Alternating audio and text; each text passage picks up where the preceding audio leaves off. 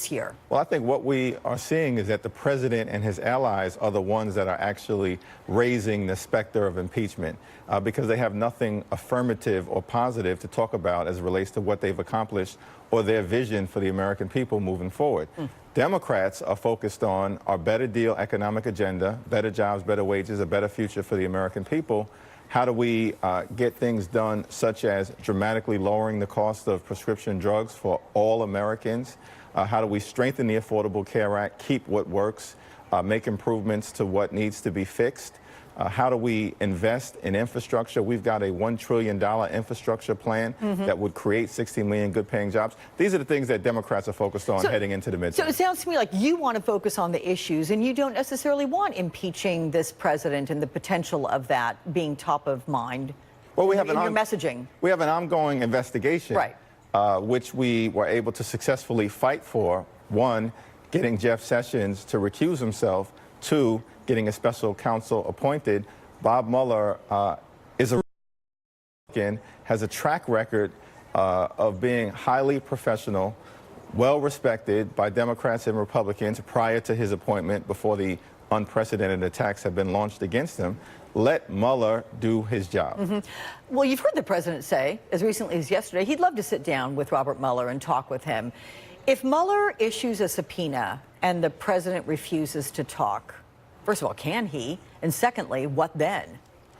Well, you know, can you really trust anything that Donald Trump or anyone from the White House has to say at any given moment? It's nothing but chaos, crisis, and confusion, drama, and dysfunction. At the end of the day, if the president wants to sit down with the special counsel and share his thoughts on what took place as it relates to the collusion that looks likely to have occurred, in my view, and or the obstruction of justice that may have occurred in the aftermath of the acts around the 2016 campaign, then I think that's the appropriate thing to happen. And at the end of the day, Bob Mueller is going to release a report or communicate in some way to the Department of Justice or the American people of the Congress his views on what took place. And then the American people are going to have to decide who's telling the truth, Donald Trump or Robert Mueller. I know who I will believe in that particular context. Okay.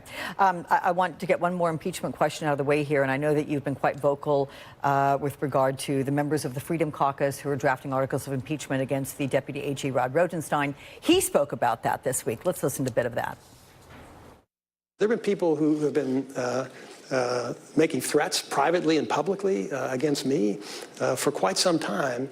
And I think they should understand by now the Department of Justice is not going to be extorted. We're going to do what's required by the rule of law, and any kind of threats that anybody makes are not going to affect the way we do our job.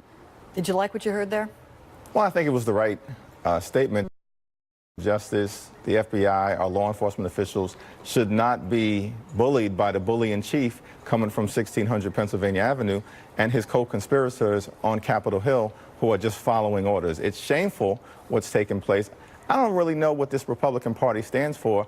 They claim to be the party of the rule of law. They're regularly attacking the Department of Justice. They claim to be the party of family values. They promote someone like Roy Moore. They claim to be the party of fiscal responsibility. They pass a tax cut that's going to jam up our children and grandchildren for the benefit of subsidizing the lifestyles of the rich and shameless with a massive tax cut. What do they stand for anymore? It's all confusing.